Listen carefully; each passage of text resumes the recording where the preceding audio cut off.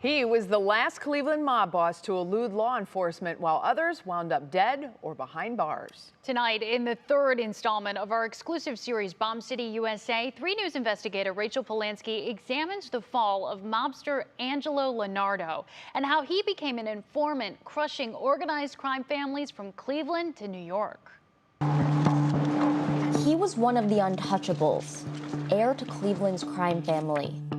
Angelo Lonardo made his bones as a teenager after he avenged his father's death. Angelo was the guy, so he knew everybody. She, on the other hand, was a carpenter's daughter.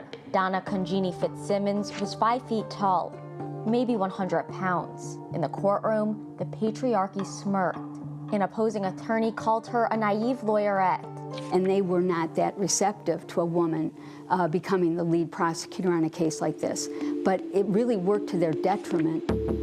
After years of bombings and indictments, the Cleveland mafia had weakened. But Big Angelo Lonardo was still standing strong when that young federal prosecutor, who is now a Rocky River Municipal Court judge, took on the mafia kingpin. It was thought that we will never really successfully prosecute these cases because there was no evidence of who did what. She came to court shattering glass ceilings, ignoring death threats, and she had a star witness, mobster turned informant Carmen Zagaria. In June of 1980, while Bostic was walking down the stairs of Zagaria's West Side pet store, Zagaria says McTaggart shot him twice in the head.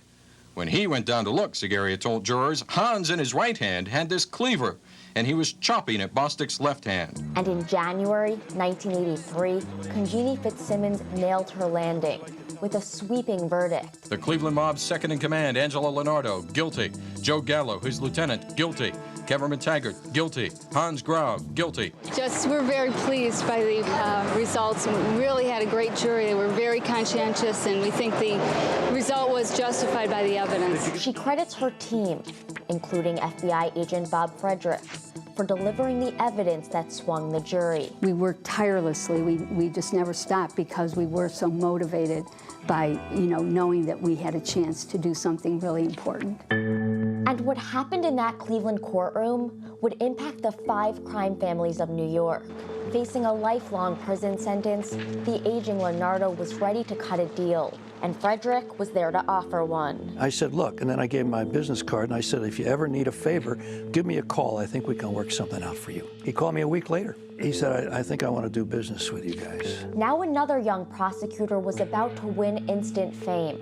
That man was Rudy Giuliani. These are extremely dangerous individuals. They are people who have destroyed the lives of other human beings. A few months later, Lonardo, hidden behind a screen to shield his face, became the first sitting mafia boss and the highest-ranking mobster to flip.